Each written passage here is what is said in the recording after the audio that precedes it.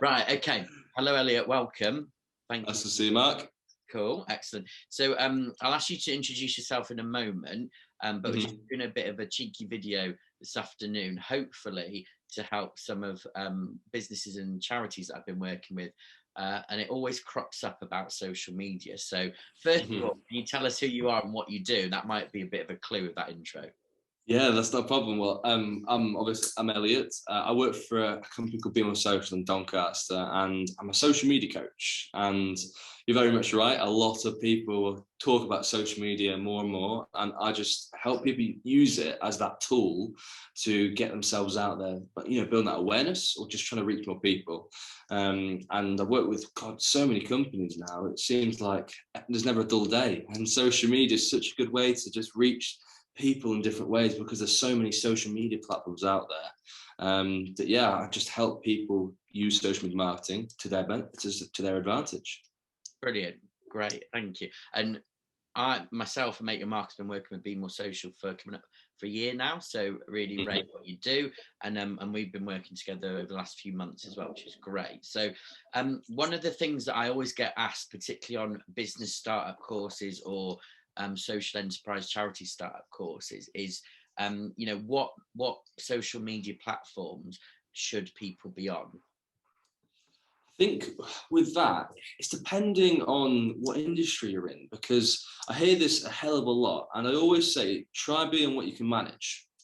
But out of the big boys, Facebook's the biggest one. It's the one I recommend the most because it's still the biggest platform. It's been around well, not necessarily always the longest, but it's been one of the pioneers behind social media. And you can't really go wrong with it because you can be social on it and you can also reach businesses on it. So there's like a win-win. And you can do so many things on it as well.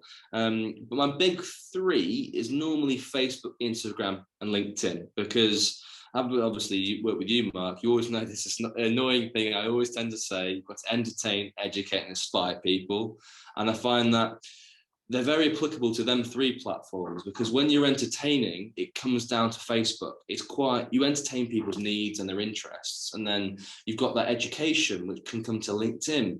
Having worked with you, Mark, and you've seen yourself, everyone tries to sell on LinkedIn constant and tell people, okay, this is what I do for you, this is what I do for you. And I simply just try to say, educate people, give them a solution to a problem they're not necessarily asking the question to. And then that follows on engagement. And then you've got Instagram, which is such a visual, inspirational platform. And there's no better way to show yourself visually. And you, Mark, you found this out with, getting your face out there on it, people seeing you on it. And it's work, and your engagement's gone up on it purely because they see the face behind the brands. But yeah, they're my top three: Facebook, LinkedIn, and Instagram.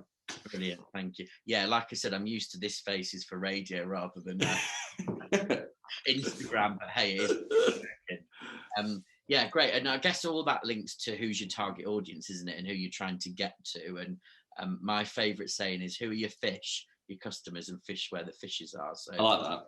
the example I always use in my business start course is that it's such a silly example, but it really resonates. So if your customers are sharks, are you going to find sharks in a puddle? No. Slide that one. Are you going to find them in the village pond? No. Are you going to find them on Bournemouth Beach? No. So if they are sharks, why are you doing your marketing around puddles and village ponds and Bournemouth Beach or whatever? Yeah. I guess that relates to as well, with what you do as well. When you're talking to people, helping start up businesses, are you trying to start up locally and build that network in your local lake, or are you trying to compete with the big boys right off the bat and be a part of your ocean? Know what we're swimming in, I guess. Yeah, definitely. Brilliant. I'm sure there'll be loads more metaphors or whatever they're called. Yeah, brilliant. Cool. Okay. So I suppose the other thing is you talked about the different platforms the top three that you'd recommend. Again, another question I get asked all the time is, should people be using like a personal profile and spending their time doing that, or should they spend time setting up a Facebook business page, company page, and on LinkedIn and that kind of stuff as well? There isn't always enough hours in the day, as we all know. I think for me, I like to say people buy from people. And I think that your business owners need to back that up. Now, with different platforms, LinkedIn is your personal one, in my opinion. You've got to make sure you're speaking to people, because it's such a hard space to crack.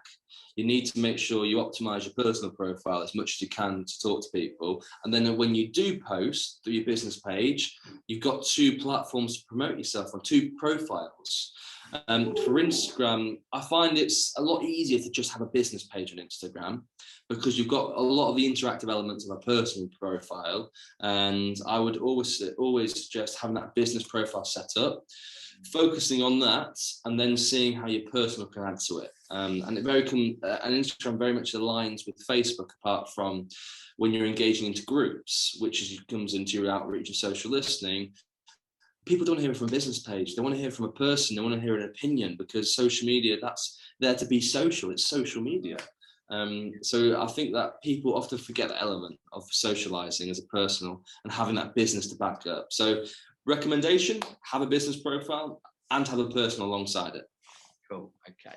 And you mentioned social listening in particular, and it just shows, I think, how kind of how like working with you guys is sort of rubbed off in a good way, because now I kind of use that language every day, and then people aren't familiar with it because what are you on about, Mark? So how would you describe social listening, and what's the benefits?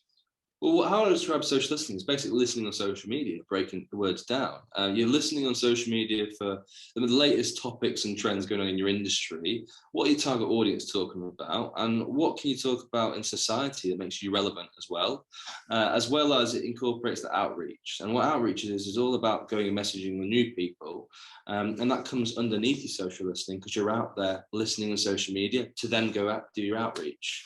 That's how I'd best describe it. Brilliant. And I know definitely from learning from you guys, I often search for networking, that sort of things, particularly on Twitter is the thing that always comes to mind. And I've picked up quite a few, found out about different groups like all across the country that I wouldn't have known about if I'd not done that, for example. So yeah, putting what you say in practice most of the time anyway. Well, I remember well, our call, what Sean had to say, saying that he thought I was talking rubbish, basically, to put it in nice terms. He thought I was, and it's taken him a week, and he's already got business just from doing social listening. I think a lot of people forget that social media is made up of two parts. One is all about you posting for awareness and keeping that presence. And the other part is talking to new people so you can hold them with your content. And that way you can build up that, that formula of 5 to 7 times before someone sees, engages or buys. Definitely. I think probably for still a lot of us, and this applies to me sometimes, I have like, the mum mode in your back of your head going, are you on that Facebook again? It's like, this is for work, God, we've all used that excuse. So another technical question now, if I can. So, we often hear the talk of algorithms across platforms. It feels like it's the holy grail, or what on earth does that mean? So what is it, and how do you know about it, and how do you keep ahead of the game? It's an intricate question to ask, and the simplest way to answer it, so anyone knows what it is an algorithm is basically an AI. You built you an avatar, and it's adding to your avatar, basically. Artificial intelligence. Yeah, and it's right. It's behind the scene. It's got you as your avatar, and everything that you're doing on social media, it's attaching to you, and everything you do on social media, you're educating in a way for it to represent content. But when you're then trying to educate it for other people, it's got certain standards to meet, and with that algorithm, it's all about educating it so you can get seen more on someone's newsfeed, basically. The best way to do that is use every feature of a platform, as many as you can, whether that be messaging, liking, commenting, and posting. And by posting different ways, using diversity with videos, photos, using your stories. Not everyone uses stories. And me and you, Mark, have had this chat so many times. Not a lot of people use it. And when you do start using it, you start to get that double reach. You got your story, and then you got your post when people scroll down the newsfeed. So that's the best way I can describe what an algorithm is. Definitely. Cool. Thank you. And I think, I suppose the thing that that I found a bit scary, if that's the right word, and applies to a lot of people, is when you're not used to it, people are a bit scared, including me, of like giving it a try, isn't it? And what if I get it wrong? And what if it's not the perfect post? But I guess I'm sure you'll say just do it and see what happens. Try and test it, and yeah. Yeah, well, I think for me, when I speak to people, and it's hard because there's so many different age ranges and so many different knowledge bases and so many people with different types of confidence in different industries, because depending what industry you're in, it might determine how you feel towards social media or marketing in a whole. I do always say you've got to make the wrong decisions to make the best right ones. And it does always go. You've got to make mistakes to know not what to do in the future. And and the only thing you can really do is just put yourself out there. You can limit yourself as much as you want to be out there, but at least if you're out there, you're learning. And if you're not learning, you're dying, as I like to say. Yeah. And I guess on that as well, not only if people don't know how to do certain stuff, but some people are a bit frightened, aren't they, about exposing themselves, as it were, online, or putting loads of personal content on there. So again, how would you sort of put their fears at bay, if that makes sense? I'd say look into social media and look at your settings and privacy. And go fill out all your privacy settings, so you can, if you're trying to push your business and you've got a Facebook page, you've got all your family on it, just go into your settings, simply just go into the cog, click your privacy, and go filter it. And if it comes down to it, people are just going to send you a friend request, and you can be that ignorant or private enough to just decline it. And that way you can have your own privacy respected, because it does offer that element, but still do that outreach to people. I mean, for me, I'd ask you the question of, what's the one piece of advice you'd give to yourself if looking a year ago? Yeah, definitely. It's like, I think I've said to you before, when I look back, it was about March, I think, about lockdown, when I started working with you guys. So if you look at even my Instagram back then, before that, I didn't even know about things that now I don't even think about. It's just not conscious. Things like, the size of the photo, or the size of the post or whatever. So yeah, and things like that, you just don't, if you don't know, you don't know. So I definitely, it's been really good. And the sort of accountability as well, the weekly group meetings as well as the sort of one-to-ones have been great. Yeah. Okay. So just a couple more questions and then I'll let you go, if that's okay. That's right. So we'll ask you if you've got anything to ask me as well. So going back to the content you said about educating, inspiring, and entertaining. So again, have you got any advice on, even within those brackets, how you would inspire people to think about content? Because you know what it's like, and I often do some of my scheduling on a Sunday for the week, or tried to, and then you think, right, where do you start? So how do you get that creative juices flowing, as it were? I think for me, it's just look at your expertise and your experience, and just, if you had someone asking you the question, how would you tell someone about your business and what you've experienced? Imagine you having a conversation with someone. I mean, you, Mark, you've been in your industry for I don't know how long it is now. And if I ask you a question of what your funniest moment in the industry has been, your strangest and your best, you'd have 3 things of content you could already tell me. And all that needs to be projected out there. I mean, I think I come back to what my tips are for people. Number 1 is always that old offer value first. Try to teach people first, and then they'll respect that and they'll want to learn more. And that's then when you can tell them about your services afterwards. Offer value first in return to get the engagement, and then just be active anywhere. That's what I would say. Engage everywhere, be active, post consistently, and also offer value first. They're my top 3 tips. Brilliant. Excellent. Thank you.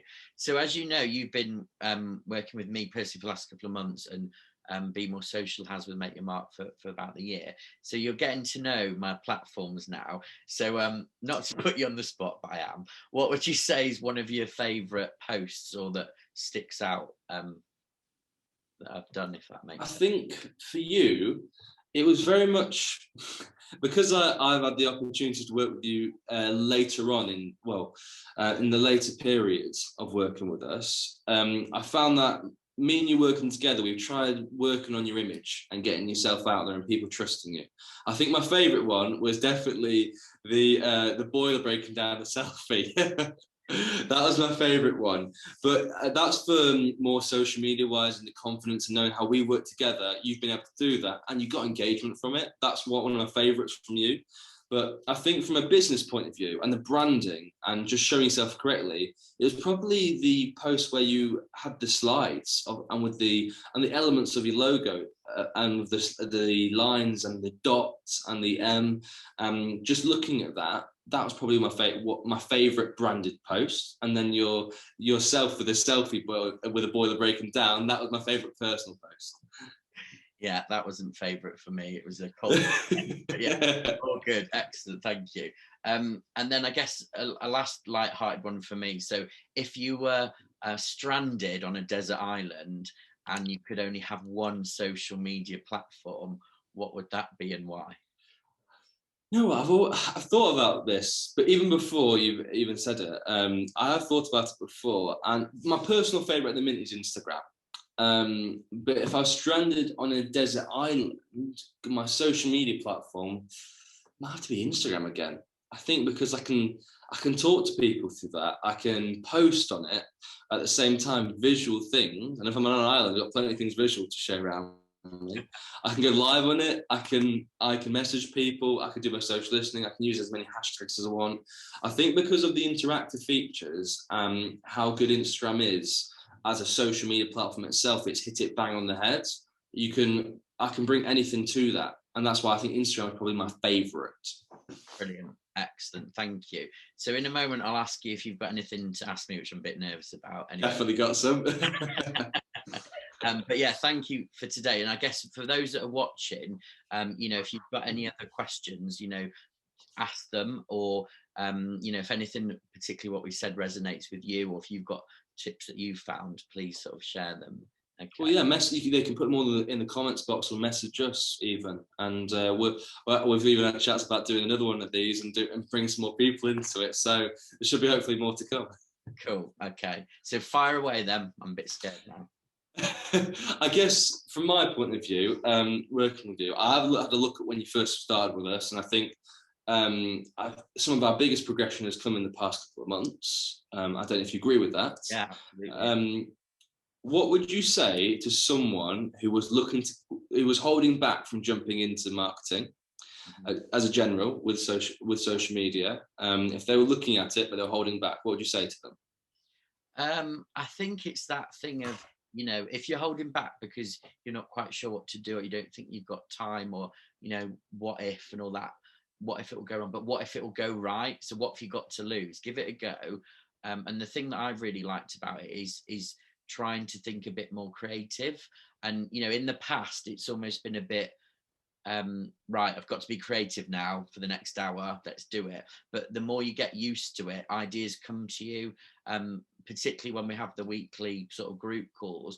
And people have got completely different industries, but you pick up ideas and have a bit of banter and a bit of motivation, a bit of accountability as well. But yeah, give it a go, I think. And I was a bit skeptical to start with, but I picked up a few clients on all the platforms as well. And it's almost like, oh, this has worked. But it's not just about the sales, it's about all those things you said about raising profile and brand and everything. Yeah, well, you even answered one of my questions, what your favourite parts about it was, being creative. So that took one of them away. I think I could ask you this.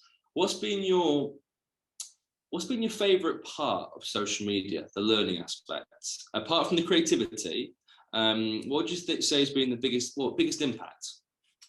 I think, again, using the insights a bit more and being able to see what's worked in terms of engagement, reach and stuff, because sometimes, again, you think, oh, that post is going to be brilliant, and it just falls flat.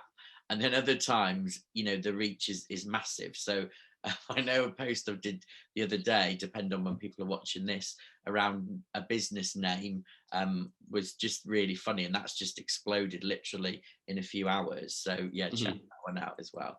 And trying just to come up with the range of stuff, and like you say, using the different features.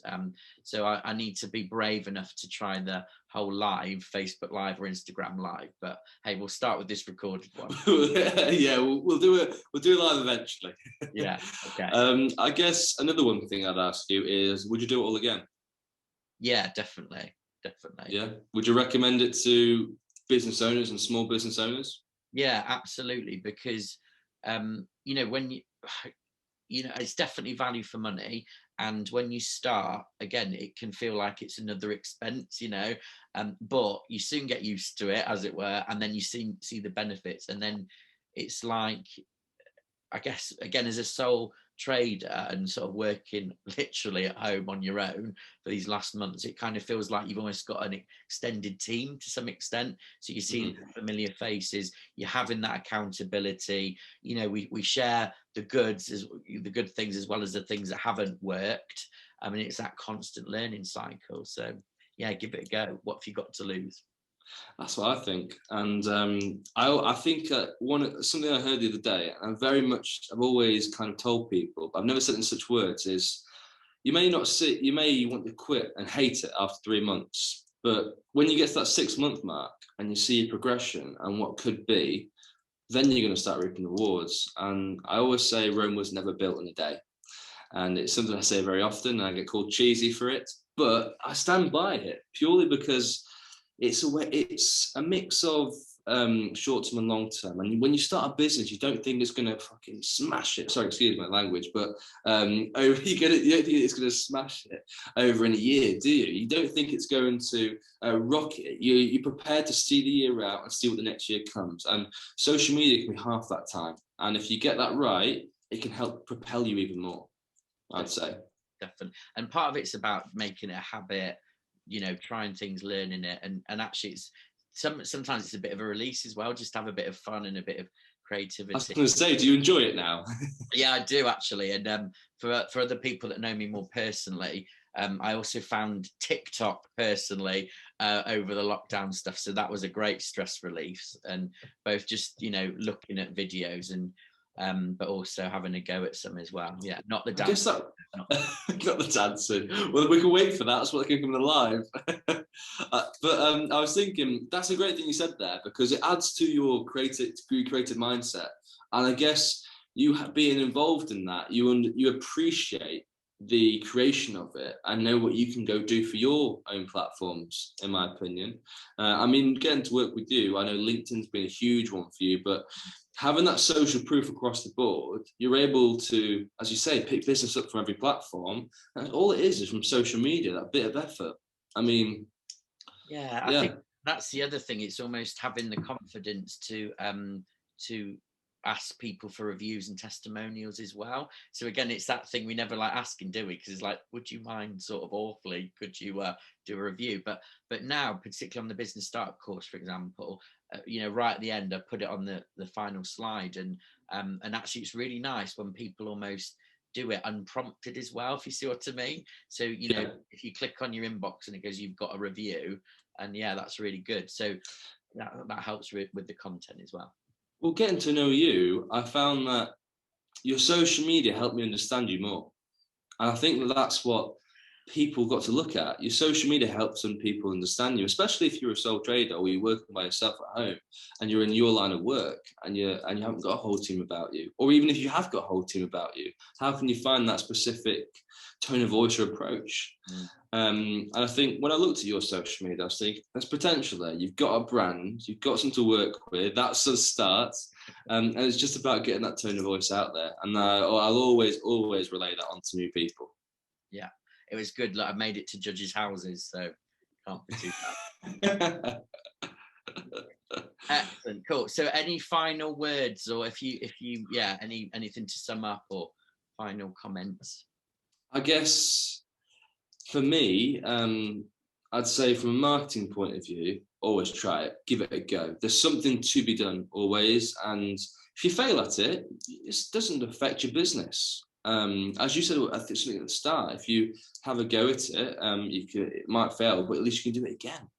And if you don't like social media, it's not a problem, because you can use it as your business enabler to get more business.